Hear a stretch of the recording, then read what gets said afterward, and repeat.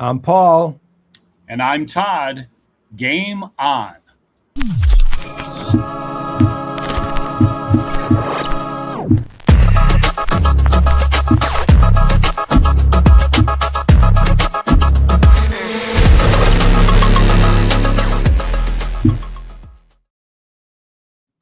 Well, welcome back, sir. It's good to be back. It's March. It's beautiful in Atlanta. I'm back from Vietnam. It's good to see you. Same. Well, we missed you at IRL, I have to say, but it did work out. It was a really good presentation. If people are interested, there's a sizzle reel out on LinkedIn right now that Brent put up about 3.5 minutes worth of it. Fantastic. Give a good sense of what was going on and who was there and so on. Go ahead. Heard great reports. So sorry I missed it, but I'll check it out online and heard it was a good time. And we're ready for you next year. Yeah. Look forward to having you back in Atlanta and being a part of it. So here's the deal. I needless to say, Diablo 4 is, well, it's, I think in my case, the only things that are certain in my life are Diablo 4 and taxes, right? At the moment, and I happen to be playing one and doing the other one at the same time. And I'm playing season 12 of Diablo 4, and it's called Season of Slaughter, which is not, my normal kind of mode of activity, but it got me thinking. So you have a number of these franchises. So you'll have, let's say, Diablo 4, which is a nonstop action game, constant content refresh going on. Sometimes it's minor refreshes, like in a season you have some interesting new things. Then you have big DLC that people pay for that has massive changes. Then you have new versions of the game entirely, but they've been around. Civilization being another one. I think it's been through 7 iterations now, and Diablo's through 4. So how do you actually handle a game where the constant refresh has to appeal to an incredibly wide range of ages and backgrounds and language, countries and languages? How do you even handle a gaming company that has to do that? I'm in awe of these things because they're complex as hell. How's it work? Yeah, that's such a good question and topic. And I think it's also relevant to the B2B world, since so many enterprise SaaS companies are always on and are services that are maintained and that are updated with new features. So it does overlap. I guess to start out, I would say 2 things. One is it is a very different culture and talent set and infrastructure when you are building for live service or continued updates versus build once and ship and then take time off. And so, of course, it really is just the advent of the internet and digital distribution that allows these updates. But it is very different culturally.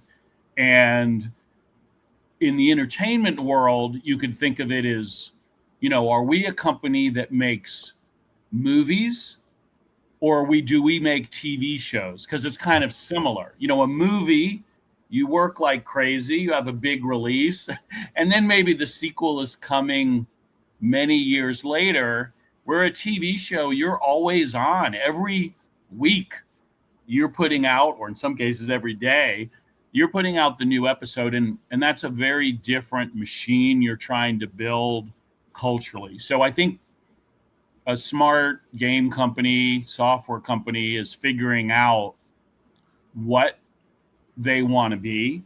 And then the second really important foundation decision is it has to tie in with your business model that fits the game design, because we all want to put great art in the world and make fun, but you got to figure out how to pay for it.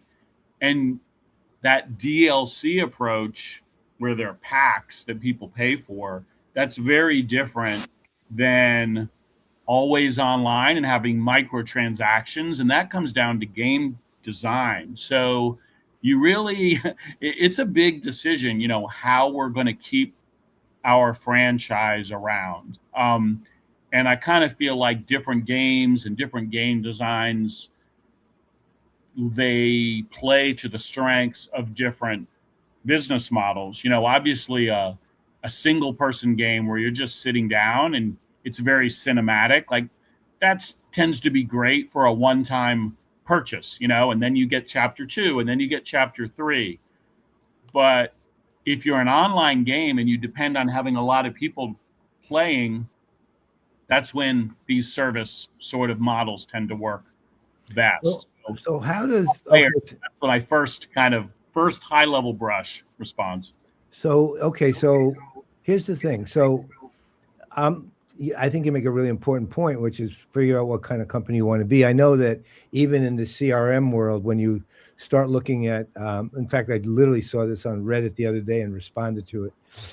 I saw it's just a little company, and they had like 8 users or something like that, and they didn't like HubSpot anymore, so they were looking at a company I don't remember, Nutshell, Zoho, or Pipedrive, and they said, well, if you've had experience with this, what do you recommend? And it occurred to me, and I said, look, I've had some experience with these, but this is the world I'm in. And then I said, well, the one thing that occurs to me is you're not sitting here telling me what you're planning on doing in the future. I said, you don't just buy the software to do what you need now. You plan it, you buy it, and future-proof yourself, right? I said that has to be one of the considerations you give it. And what you're talking about tends to be sort of an extension of that. It's not identical, but it is an extension of that. And but one of the questions I have as a result of that is, all right, so let's say I am Blizzard, all right? Of course, they have Microsoft's resources, so we're dealing with infinite resource here. But I'm Blizzard, and I've just put out Diablo 1, okay? And, at the moment, I have, I don't know, 100,000 people playing it. Am I planning then, making a bet that I'm going to have 100 million people playing it in, I don't know, 4, 5, 10, 8, 3 years? Am I planning on something much more incremental and kind of how am I thinking about how I'm going to scale this thing? Because obviously there's huge amount of business and financial decisions that get made based on that.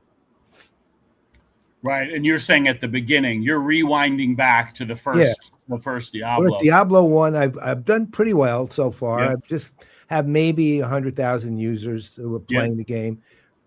But I also, to your point, what do you call a live service, right? Yeah, live service I'm live operator, service. right. So how am I thinking about where I'm going to be and how big I'm going to be, and how does that impact the decisions I make now? Yeah, it's tough. I mean, I think when you are in the entertainment business, it is by definition a hit-driven business. And even the most successful companies in terms of track record, the Blizzards, the Riot Games, they don't hit 100%. If I knew how to write a hit song, I'd write every one of my songs to be a hit. You don't. It tends to be almost like venture investing. Your 1 or 2 winners pay for your 8 losers or break even. And so the one big advantage that games have today is they are online. You're playing Diablo online.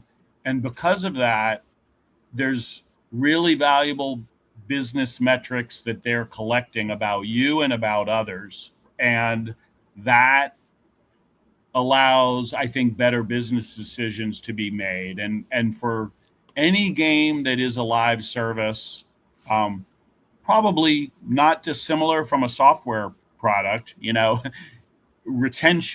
user retention tends to be the key metric that shows you whether I got something here that I should invest in, and this could be a franchise, or I need to kind of cut my losses. And so, just like certainly a customer app on the phone, you tend to really measure and look at your day 1 retention, your day 7 retention, your day 30 retention. How many people that come into the game are still playing, and what's their engagement pattern.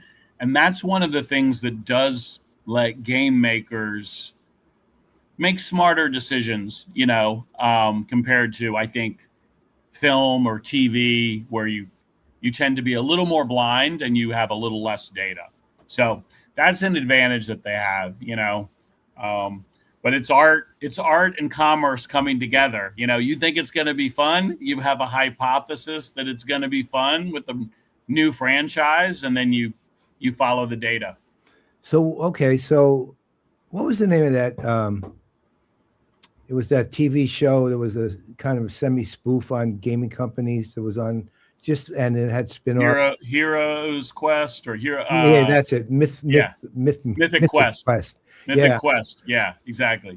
I mean, I haven't seen the latest season. I did watch there the is first no latest. couple. I think it's not. What they did is they spun it off into some other like literally side things called side quests, right? And the show itself, I think, is ended.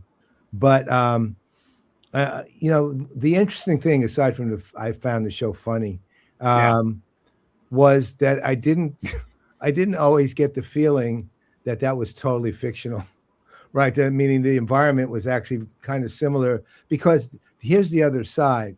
If you remember in the show, of course, they had that room full of developers who were always kind of being stepped on, but that part was probably a bit fictional. But the developers were like nonstop trying to figure out how to effectively figure out new features and capabilities for the game, new scoring systems, additional characters, but also they were also trying to figure out the math related to those characters. And again, I see that in Diablo all the time, with hit points and everything else. But also what keeps coming back to me is scale always. And I can see, I mean, to your point about kind of taking a guess, a good, well-educated guess, but you could go, and correct me if I'm wrong, but you could go really, really badly wrong on something like that, like really, really badly wrong, and pretty much put yourself under. Yeah.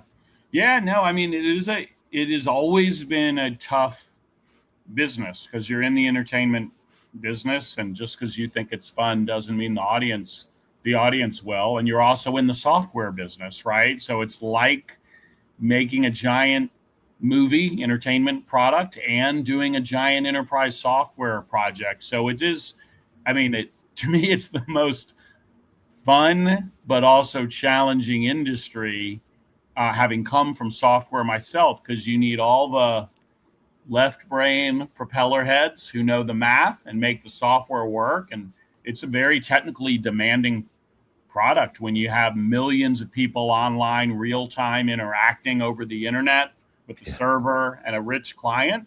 And then you've got the creative and culture relevance of your right brain folks that are coming up with a new update, and what art style is going to appeal to today's customer, and what gameplay loop, what are the verbs, what do the players get to do in the game. So that's what makes it both fun and challenging. But yes, I mean, there are even in the past year, examples of $100+ million investments that within a month had the plug pulled because their hypothesis was not proved to be correct, in terms of fun. So, oh yeah, and actually, to your point, there's a certain, that's where what you just described is somewhat different than, say, enterprise software, because ultimately that relies much more on left brain than right. Now that said, where the right brain comes in there on the enterprise software. And if you remember, they tried what they called gamification for a while. And ultimately, as much as they still use some of it with leaderboards and things like that. Those are just manifestations. They're not anything else. And they're not, and they don't really work that well after a while. They kind of wear off. But the other side of it is you'll see it more in the creativity comes in with the UX and the UI, you know, the user interface and the user experience itself in the you know, in the navigation of the game of the software. But when they're updating and upgrading the technology, it's usually, okay, supply chain now relies on this, so let's add in the analytics for that, the feature for this. It's very specific. You know, it's like, in terms of my example, it's like the difference between writing nonfiction and fiction, really. I mean, I've written 8 books and they're all nonfiction, and I have a good writing style, and I know I'm you know, pretty funny when I write. At the same time, I have good content, but I dread, even though I really want to do it, writing fiction, because that's the thing with nonfiction is it's very tactical in its own way. It comes from okay, explain this existing thing, right? Or explain the future of this existing thing. But one way or the other, there's anchors for you to take a look at immediately. Where when you're using your right brain, it's your imagination. Yeah, that doesn't mean you don't draw on existing things. Right. But ultimately, it's your imagination, and you're creating. Yeah. It's as Jeff Gomez puts it. You know, you're creating story worlds, right? And exactly.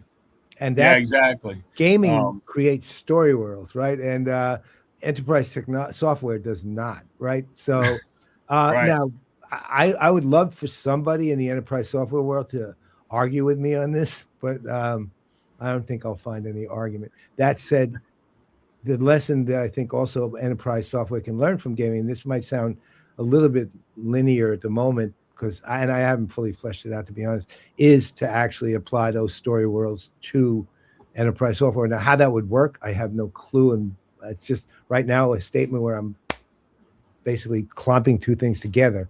That said, right brain is the right brain. And I think to your point, the risk is much bigger actually in your world than it is in the enterprise software. Because, you know, you add a feature, you add a function, you add a capability you didn't have.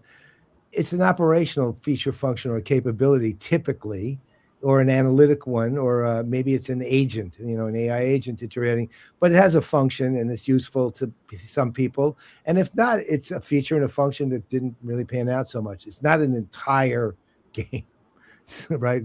It's not the whole thing. So yeah, they're definitely related and they inform each other. But like you said, I think Alan says there's a book on that. Yeah, 100%. I mean, you know, you're living in a little bit more in that fact and data world only with software. And to your point, even when you think about what's in the next update, I feel like with enterprise software, you could chime in. But, you know, when I used to do it, you would leverage your large users, right? You might have a user group or a user community and be asking them to help inform what new capabilities they want out of the software. Just like you mentioned with the HubSpot user, you know, like what do they want to do and what can the product enable for them? And with gaming, you're also doing that, but you do need a little right brain, because oftentimes you're trying to figure out what aspirationally does the user want? Does the user want to develop more clout and status in the game world with clans and a leaderboard system? Does a different type of user want to have an adventuring experience and have more exploration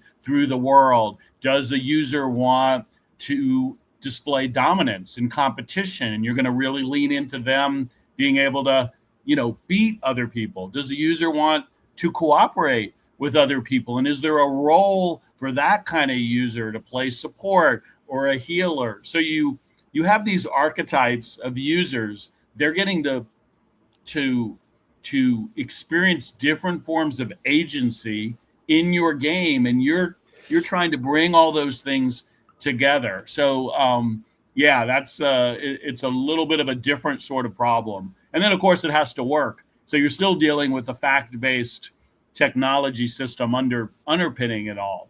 Well, So see, the other thing that actually, from your standpoint, that actually starting to occur to me, though, or not though, in addition, is platform versus game, and I'll explain what I mean. So many years ago, one of the first times I got interested in gaming was back when Total War Rome came out, right? And I loved that game. I thought it was amazing. But one of the things that, in the course of like looking around about it, I found this online organization, well, online group of Total War Rome players who were a little not happy about its historical accuracy. So there were 38 people in this group. They were online around the world, never met each other, but they basically took on roles. One of them considered graphic designers. Another one was PR. They had PR agent. They had like 30. They had historians and so on. And then you would see in the user groups, I forget the platform they were using. In the user groups, the purpose of this group was to design a mod that they could apply to the game that would provide historical accuracy. And in the user groups, you would see these arguments going on among the historians and and other people who were just there over the colors of the colors of this Roman legion unit, the phalanx, right? I mean, literally arguing over the colors of the flags, right? So, and eventually they put out an 800,000 megabyte mod that just totally brought it in, and it was downloaded for free. And the day it went out, they additionally, it wasn't 800,000. It was 80,000. But they had 800,000 downloads the first day of this mod. So here's where I'm going with this. So from your standpoint, you bet on a game, it works or it doesn't, but it's all based on what the gamer wants, et cetera, et cetera, et cetera.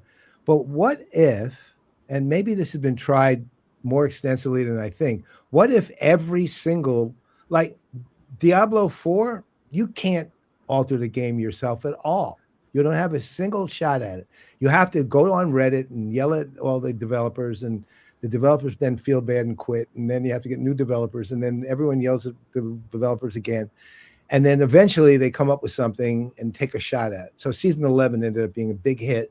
Season 12 people are okay with, but it's a short season because it precedes the DLC, which comes at the end of April. But there's no platform there at all. None. So what if there was? How in your thinking, would that do anything for a game of that scale? Would that kind of it worked, or no, it didn't? The short answer is yes. You have identified an opportunity that with each passing year is a bigger piece of the game industry in terms of engagement and revenue. You are turning the Reddit pitchforks into dollar signs and engagement. And the way that is happening is through modding and tools. And today people will talk about UGC, user-generated content. Yep. So 100%. I mean, going way, way back to when, I was playing early Doom on the PC, one of the first 3D games, and that developer allowed you to mod the game, meaning the community, instead of just getting angry on Reddit, could make their own assets and make their own version. There was a version of Doom where you could run around and shoot Barney the purple dinosaur if you wanted, and a lot of people took great satisfaction in that. And modding has produced some of the most successful game franchises that exist. The game Dota 2 was a mod of Warcraft. The game Counter-Strike was a mod from the Half-Life engine. And so it's always been a part of gaming culture, but now in the last 3 years, a lot of the growth are coming from, as you said it, platforms, platforms more than content that you can't touch, because today's users, they're used to messing with things. They're used to uploading TikTok. They're used to YouTube. They're used to participating. They want to be part of creation. So yeah, 100%. Modding started it. Level editors kind of continued it.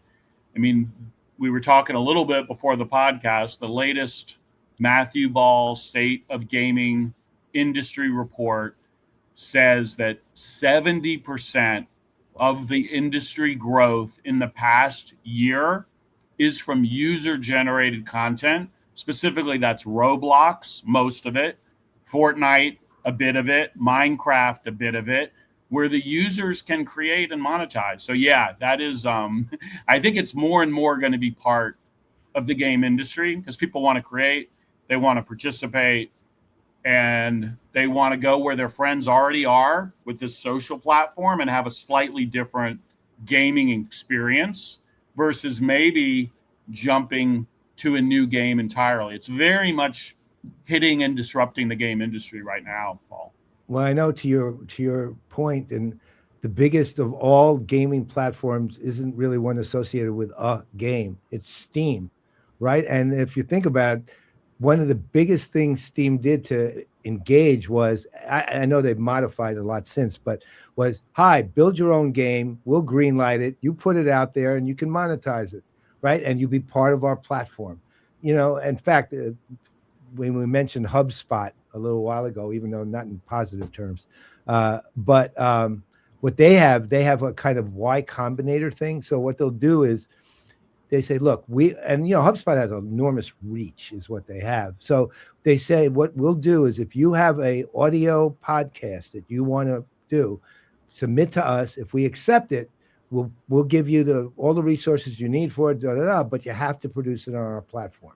Right? Yeah, which is of course a similar but lesser. Yeah, much Paul, less is this your way of warming up? Do we have a game on HubSpot like thing in the works? Are you like you teasing me here? No, okay. We could.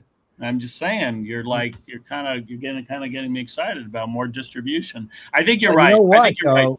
You know, distribute. The reality is, I believe, I know for sure in gaming, you would have to, talk about the CRM space, but gaming goes through cycles where distribution matters most, and then where content matters most. Right. And right now, this is my point. This is Juiced's point, who covers the industry. We are in a distribution is primary point, which is why this platform approach is tending to work. And you're seeing growth on Steam, where, as you say, people already are, on Roblox, on other platforms where people are already gathered. Well, ironically that you say that, the whole foundation of the PPN network was based on building out new models for distribution, which we identified as the weak point right now when it comes to enterprise technology, well, just business technology generally. The weak point isn't creation.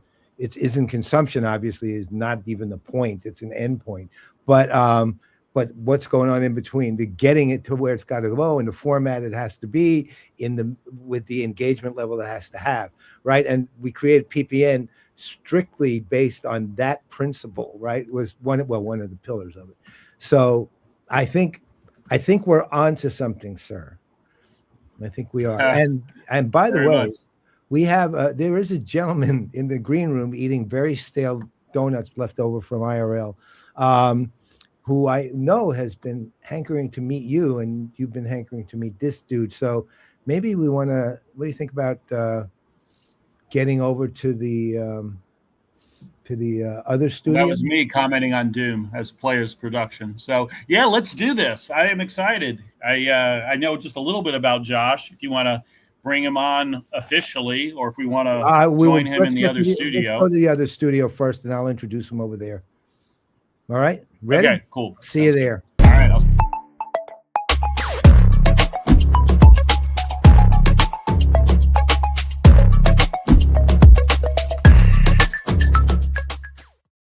I don't know about you, but I actually like the look and feel of this studio better than our original.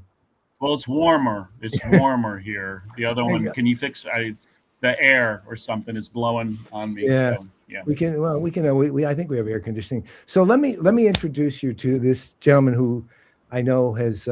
This is a long-awaited meeting of you two. I've known him. Let's say I met him at what's called SEAT, Sports Entertainment Alliance and Technology, when it was run by Christine Moffat. And I originally went to SEAT as a CRM guy, talking to people in the sports business world. And I remember when they offered me the speaking slot, they said, "We don't have any fee to pay you." I said, "You pay me, I'll pay you to go there. Are you kidding? It's sports." Quite the event. Right? Yeah. It was in Kansas City, actually, I think 2011 or 12, something like that. So anyway, Christine at a certain point sold SEAT, and Josh, who had been working with the Utah Jazz, bought it and has been running a stellar show, building it in a somewhat different way, but similarly, nonetheless. And it basically is the gathering of the business world of sports. And Josh is not only running it, but he's also, just as a human being, he is incredible. He's a kind person.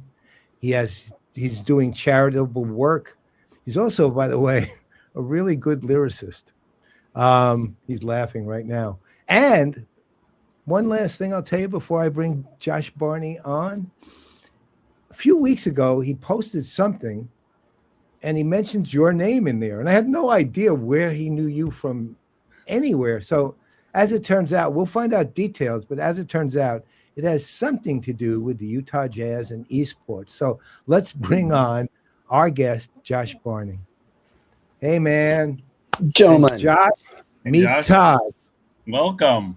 Todd, is very nice to meet you. Long time coming and very exciting for me. So I love to. I'm glad we're connected. I looked you up on LinkedIn before this, so we'll get into your experiments at the Utah Jazz over esports, and love to hear more about SEAT. I always want to learn from our peers in sports, and so anyway, great to have you here in Studio B. Love this. Thank you. Even though if you need us to turn the air conditioning up, let us know. I was noticing it was okay. My only problem that I had was the offense of you referring to wandering around killing Barney the dinosaur, and there's a little bit of a familiar relationship there. So that's too close. So, Josh, I can understand that. Sorry about the namesake. It's just my kids listen to a lot of that song, in the early years. So yeah, you know what? I have to admit, there are times I'm glad I don't have kids. I have to say, whenever I hear about Barney, that's usually the point I'm glad. Usually, other times I regret it, but not then. So, so Josh, can you speak a little bit first about SEAT and your role in SEAT and how you got involved and what you're planning with it too, and then into all the other stuff. Yeah, absolutely. Well, my background from kind of where my career path was is I was a technologist. I was a network engineer for nearly 19 years. And 12 of those, as mentioned, I spent with Utah Jazz. And weirdly enough, these kind of worlds clashed a little bit in 2016 when I was promoted to be the director of technology for the team. And that meant that I was also given the responsibility of doing the renovation of the arena for the technology products. And there were a lot of things at that point in time that I had never had experience with. So as I said, mainly network engineering. So I was doing wireless, the hardwire infrastructure, cybersecurity. That was really kind of where my world was. And now I was all of a sudden responsible for doing LED and digital signage and point of sale and all these other ethereal projects that I had never kind of worked with. And I had reached out to a member of the SEAT community on LinkedIn, and I was not a part of the SEAT community at that point in time. And his name was Todd Flsh, and he was the CIO for the Minnesota Vikings at that point in time and had just finished doing the US Bank Stadium build. And I asked him, knowing that this was still, fresh on his mind, where should I be going to learn about all these other products and that I need to start, worrying about in this renovation. And he recommended that I go to SEAT. So my very first SEAT was in 2016 in Las Vegas, and immediately fell in love with this. And so I wandered up to Christine at the close of the show and said, I would love to be a part of this in any way possible. I told her my background on the venue tech and security side. And then weirdly enough, the Jazz at that same particular time were going through this new adventure because I opened my mouth in a meeting and I told them they needed to get involved in video games. And they kind of laughed at first and they said, why, what is that? And I said, well, we're doing an arena renovation. So we're refreshing the building. Why don't we refresh the events that we're doing as well? And that was a new concept, foreign concept. And I said, we have Gordon Hayward on the team, who is the face of professional athletes with video games right now. And they were like, yeah, we know he plays video games. I'm like, no. It's not just play video games. Like this whole culture of video games, there's a competitive side. And at that particular point in time, League of Legends World Championships was headed to the Staples Center. And that event sold out in 20 minutes. And so I immediately reached out to the Staples Center folks and kind of did some poking and prodding, found out how many public tickets were sold, found out that they had sold tickets on the outside of the building as well for the standing room only stuff, and went back and said, hey, here's the compelling argument for why we should be getting in on this. That all of a sudden raised their antenna up, and this is where that kind of conversation started. So I've got both of these worlds at the same time kind of moving along. And so while I was doing the arena renovation, I was actually tasked to become the new director of esports for the Utah Jazz and build our 2K League team, and really tried to start pushing them into the direction of getting involved more deeply into esports. And we actually had a couple of opportunities to get in on the first season of Overwatch League franchising, as well as the first year of franchising for League of Legends. All these little components of the story. There was one piece of it that you really needed, and that was the financial backing. And our VC company that we were working with at that time backed out the day before signatures were to be signed. So we ended up in the 2K League, and that's where we're at. But fast forward then to COVID, I was no longer with the team. I was looking for kind of what my next thing was in the world. And in the summer of 22, I had noticed that Seat had not been announced from coming out of COVID again. And so I reached out to Christine and just posed that question to her for, what was going on with Seat and wanted to kind of learn. And she told me that she had moved on and at the time was working as the CIO for a hotel group and did not have the bandwidth to bring it back. So then with my vast event background said, would you allow me to acquire it and bring it back? And she thought it was a great idea, being that I was a member of the community. And again, it was something that I loved, and I knew that I wasn't unique from that perspective, and that there was a lot of folks who really needed to have this event there. So fortunately, we came to terms on everything a couple months later, and I'm working on the 4th event now under my stewardship, and we've had an awful lot of fun with it. And a majority of how I've done my approach in this is based upon frustrations that I had from the team side, in ways that I felt like the industry could be doing better, and that we needed to evolve and adapt with what technology could do for the business. So a lot of what I've been pushing is kind of a new mindset around how we use technology in the entertainment and sports industries, and how that can drive revenue and not be viewed as a cost center, and all these kind of archaic stories that we hear that still pop their head up every now and again. But yeah, that's kind of where my world is. And from the video game side of stuff, I was a fortunate kid. I grew up poor, and my mom, weirdly enough, had this job that worked at the local grocery store where she was the one responsible for stocking the shelves for all of the VHS rentals. And when the NES came out, that meant she got all of the NES games. So they were sent to my house before they ever hit the shelf. So I was living this amazingly privileged life as a poor kid, being able to play every video game that came out before anybody else had a chance to do it. And I fell in love with storytelling. I fell in love with fantasy. I fell in love with all of these components to that kind of element that is video games. And yeah, I'm still very much that guy. got my figurines and my Doom Hammer and Frostmourne sitting at my feet here. So yeah, very much a part of that world still. I love that. That is great. That is great. And so I'm just Googling now. So Seat, I guess, is coming to Chicago. Is that right? Or sorry, Charlotte in June. Charlotte, yeah. We're in Charlotte, awesome. The very end of June. So again, one of the neat places about Charlotte is there happens to be a lot of technology in that town as well, and video games does actually hold a place in that world as well, which is really cool. So part of kind of what we're trying to do with this conference again is I like to bring in folks who are not a part of the sports and entertainment vertical to bring in those other perspectives for how hopefully the sports industry can look at how other people are doing things and learn from those things. I'll use the example of my last event we did in Nashville, and I brought the Country Music Association in. And had them specifically talking around how they view data around the artists, because very much so that is to me a very much a direct comparison to an athlete on a team. But the athlete on a team, their organization that they play for does not have a lot of data around them because they themselves operate as their own business entity. Well, when you look over at the music side of the house, the label and the publisher and all those people tend to have a ton of data around their artist because that is kind of their world. They know who the fan bases are.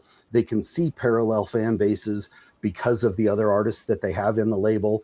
And so we wanted to bring them up to kind of show how they look at the world differently, to hopefully encourage sports to find a new way to find better data around their athletes and the fandoms that follow those guys. Yeah, I mean, it feels like a very well-positioned conference and definitely the direction that you're taking it. I mean, my first reaction, and you can then kind of comment on, is obviously sports has come from location-based. They know arenas, they know selling tickets, they know experiential, because the game is played in a location. Esports, my world, gaming, and also some other industries were really birthed online. You know, they're a phenomenon, or at least their growth comes from the internet, playing online, data, connectivity online, social media, content. So these worlds are, I think, coming together even beyond sports. I think we're going to be living in a world that has both, where people are online, but they want in-person human experience as well. So I guess just anything you want to say around how you see that and kind of how you position and how you think the industry is going to move, forward that way. So I 100% agree with that as well. And weirdly enough, in 2018, I believe, when Ninja had that amazing moment in Fortnite with Travis Scott, Drake, and Juju Smith, that was like 3 or 4 in the morning. I was literally losing my mind watching Twitch because of the convergence that we were starting to see from traditional sports and I don't want to call Fortnite esports at that point in time, but it was this culture of video games, and very much so in that. And I brought this up kind of when we were in Atlanta at IRL. We had kind of polled the audience when Paul and I were talking on a podcast episode around general fandom of different sports and had people raise their hands for the various sports in that. And I think where the world's clash that you're talking about is, I would say, and Paul, correct me if I'm wrong, but we had about 75 to 80% of the people raise their hand in the room saying that for a particular sport, they were a fan of some sport. And then, as far as that room goes, probably closer to 100%. The only surprise was the NBA was the biggest one. It beat the NFL and baseball, but it was all. I'd say it was actually maybe 1 or 2 who didn't raise their hand.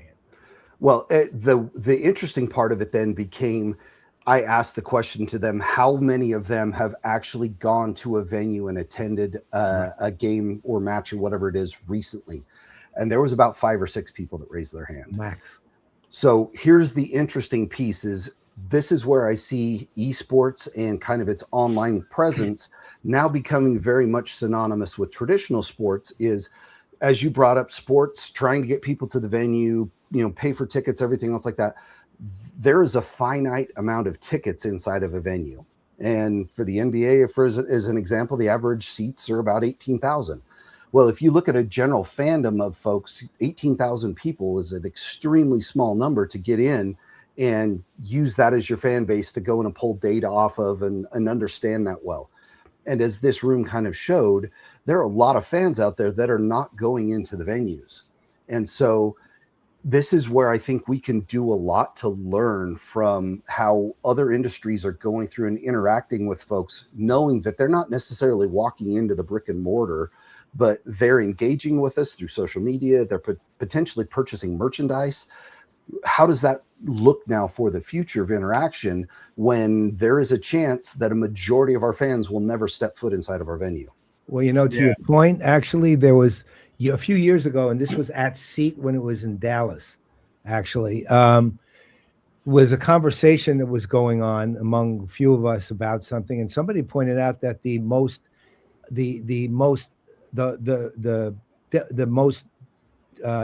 Dallas Cowboy fan who had the most impact of anybody in fandom who rooted for the Cowboys at all, he had like 1 million followers online and stuff, had never attended a live Dallas Cowboy game ever, right? And yet he was driving sales of Cowboy paraphernalia, and gear like crazy. And everyone listened to this guy, but he had never once attended an actual game in an arena, which back then that was more of an anomaly, but there it is. And the other side is, between sports and gaming too, there's always been the pioneers like Charlie Shin over at he was vice president of fan engagement over at the Colts right now. He used to be the head of fan engagement for Major League Soccer. And he did the data exchange. I think we talked about it on a prior show between MLS and FIFA, the game, and Sega. So the two of them had a data exchange, so you can improve the experience of the individual, both online, playing the game, and if you were in the arena, at the arena, based on the data from both, right? Which again, you're seeing it's cross-pollination. It's that kind of full integration going on. The interesting thing is how it plays in the business tech world, which is what we're still trying to figure out, because ultimately, what you guys are doing, it's funny because when I first went to SEAT, the first thing people told me was, sports really feels like it's behind and everything and blah, blah, blah, blah, blah, right? And it's not. I mean, that was the first thing I told them. Don't think you're behind. You're not.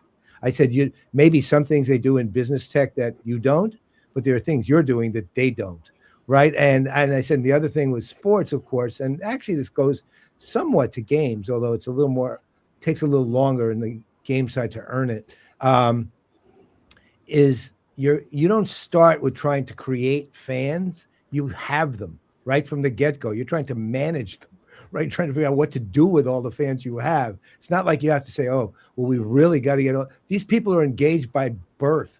It's genetic when it comes to sports. Like I grew up with Yankee fan genes, and I mean GENES in that case. And so, and I was rooting for the Yankees from the time I was 6 years old, right? Are those pinstripe jeans you're referring to? No, I'm a home. No, actually, I have to be. I'm at home, right? So yeah, but that also goes to your other point, which is tomorrow night's the season opener of baseball, and what is it? It's the Yankees and the San Francisco Giants on Netflix. It's not on Yes. It's not on MSG. It's not on Gotham Sports. It's on, or whatever the Giants equivalent of regional TV is.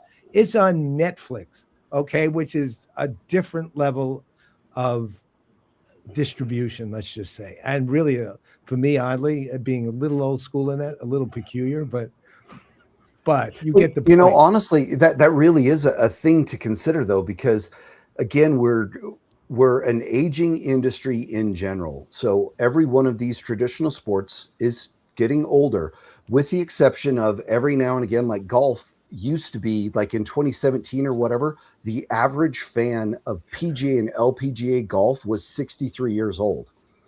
But because of COVID and this weird TV show called Full Swing, all of a sudden we're seeing this whole new kind of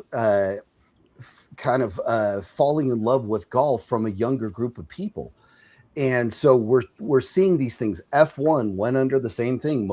Sports traditionally had a little bit older following. Drive to Survive. So there very much is some of these touch points that are happening between culture and sport that are helping to do this. The weird part about it is, and I'm very much a Gen X person myself.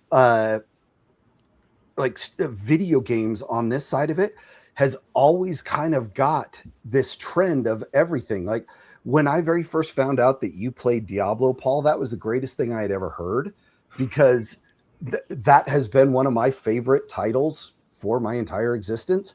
And to see that continually has kind of a following generationally, I absolutely love, because at times it's non-existence on the sports side of the world. And another part of this as well, and there's a parallel in this, is if you look at a majority of sports franchises in North America, they're on average about 40 years old. They're not that old. No. And that's from a generational type of thing.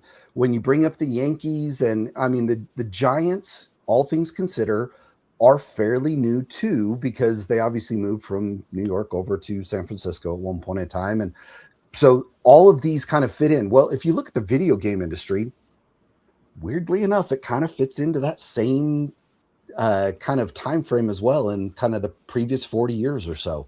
So it's really interesting in seeing how fandoms and these kind of overlays of sports and video games kind of fit together, knowing that there's always been an iteration of these things happening, and we see it continually. Like if you bring baseball up, the latest iteration of kind of what baseball is Savannah Bananas, and it's not necessarily the traditional piece that we're used to. I love them. Entertainment first, social first, content first, fan first, and directionally they do a lot of great things. It's good natured all the way through too. That's the other side. It's good natured. I tell you, Kenny Lauer and I we were desperate to get them on the show. Right? Let me know, Paul. I can. We can maybe. They're kind of in our backyard. But Josh, are there any other? I think those are really good call outs. I definitely agree with F1, and even back to the Cowboys, Paul. I'm guessing they grew a lot of new fans with America's Sweetheart on Netflix. I watched 2 seasons. It was really compelling, the path to being a Dallas Cowboy cheerleader. So I think when you have these franchises that are hard to build in sports or in gaming, but once they do have audience, there's this trend to 360 engagement, possible monetization. So like you said, Josh, like the stadium is competing with the couch. The couch is pretty darn comfortable. Sometimes you just want to watch on the couch, but how can you give and extract value there? What other fandom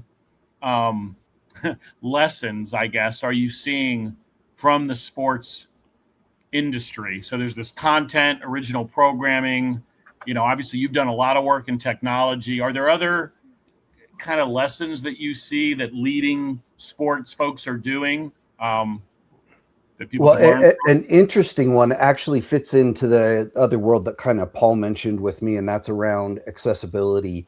My wife and I created a charity a couple of years ago called the Joshua Tree Project, and we raise money to get accessible technology into the hands of people who need it. So my wife is hearing impaired, and so I've now been passenger in this seat for nearly 28 years in our marriage, watching how difficult it is for her to be in public spaces, because often those public spaces are not built for people who have needs that kind of sit outside of the norm. And this is one of those things that I'm really starting to see now, is conversations are popping up more and more around creating more accessible venues and having technology that helps to expand these fandoms. And obviously, I've got 4 kids myself. I grew up in the 80s around the early Japanese anime with BattleTech and Speed Racer and all those. And now my kids are huge fans of whatever the flavor of the month is. I can't even keep up with all the shows that they're watching.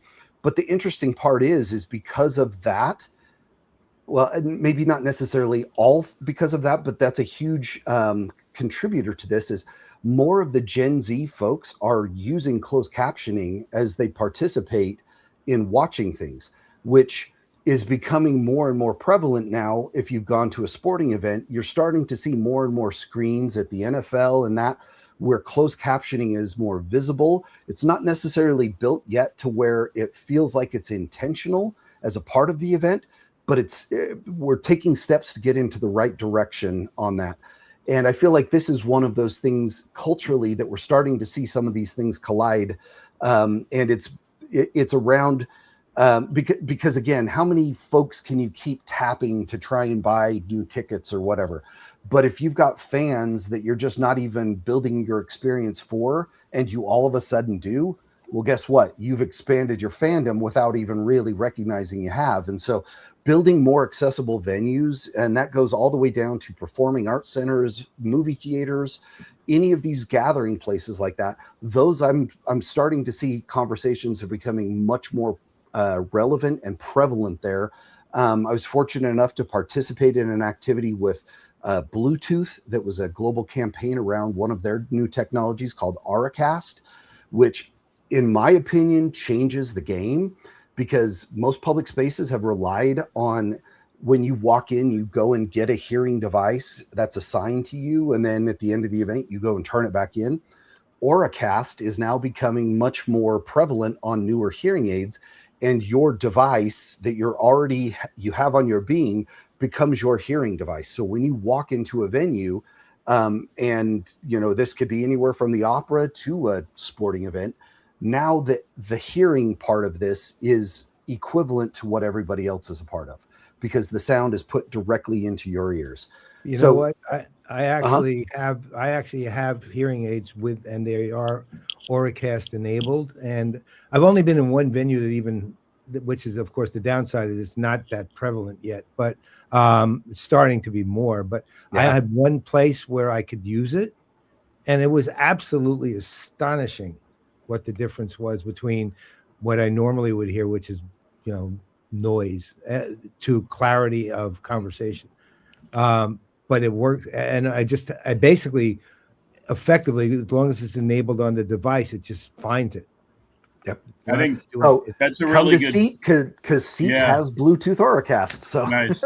That's a really good call out, Josh. And I'll point out, I think, the gaming industry, not in arenas, is also taking some parallel paths around accessibility. We do a lot of work, and there are other great groups in the space like Able Gamers and others that are similarly, like, whether you're hearing impaired, whether you're blind, or a large number that are colorblind, right? There are design choices that present the graphics in a more colorblind appropriate. Whether you don't have the use of your hands, there's adaptive technology to let you play with a single hand. Or we've got an amazing gamer called Rocky No Hands, and he's a quadriplegic. He plays through a breath tube. He broadcasts. Breath, sip, and puff. And so these technologies, of course, tend to start in gaming, and then they spread to be general accessibility devices that let people live good lives. So I think a lot of parallels there. That's a really good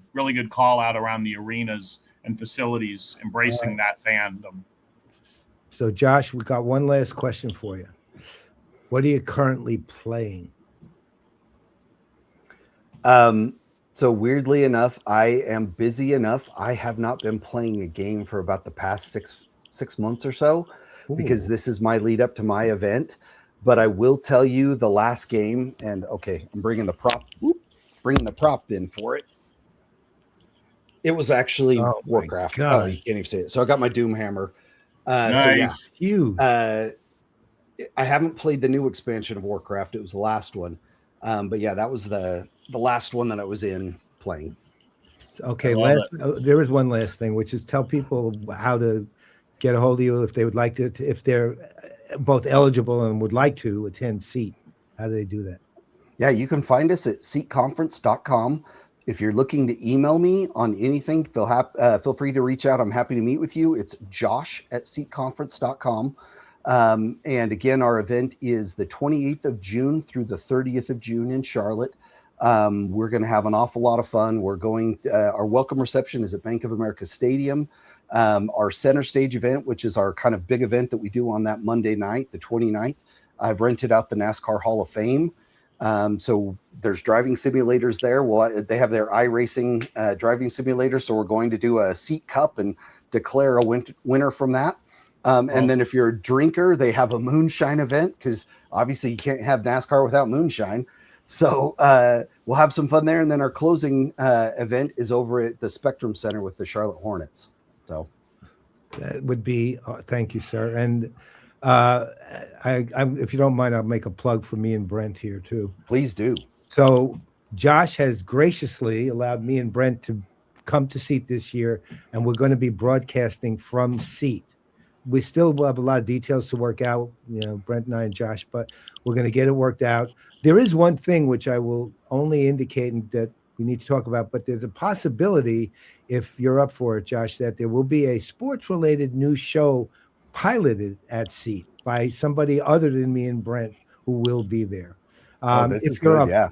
Okay. Mm. All right. So big reveal. Well, Josh, it was awesome talking to you. We'll have to do a part 2 and get into your days of esports at the Jazz in more detail, because I'd love to swap stories about that. You were definitely a bit of a pioneer there with NBA 2K. So, but awesome.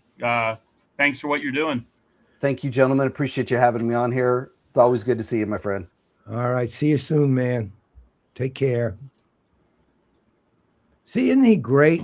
Aren't you glad you met him? Good. Our worlds are adjacent and colliding more every day. So yeah, well, yes, the other someday I hope maybe we can talk about let's call it cross-pollination of all three. We actually used to do that with Seat. We'd bring sports people to our events. It's kind of like what we do at IRL, but we figured out some He's got to bring his kids to MomoCon here in May, 60,000 person anime festival. It's crazy. Holy cow. Yeah, coming up fast. We have 5 massive anime festivals a year just in Atlanta, right? And obviously it's more than it's a nationwide and global phenomenon. So there's a lot of growth there. It intersects with gaming, but it's its own unique culture of growth. No, I'm an anime fan who forgets the name of the shows that I watched shortly after I finished binge watching it. But I really like anime, but this, the Academician's Terrorist or something like that. I mean, the names are so weird that I forget them really quickly. Yes. Being 76, but I really like the adventures. Like the Invincibles is sort of anime-ish. It's not really American style anime. Yes.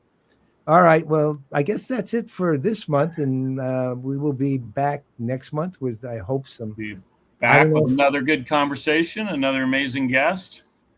So, want to take it out? Let us go? Yeah, go ahead. All right, everyone. We will see you. That was Game On. Ooh, new outro beginning. Woohoo!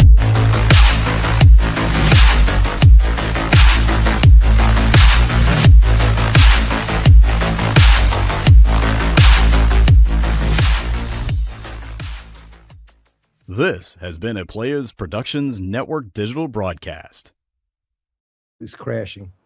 All right. I got to bail. That was awesome. All right. I got to head to my 3. Take care, everyone. Until next time. Bye. See you, bud. Thanks.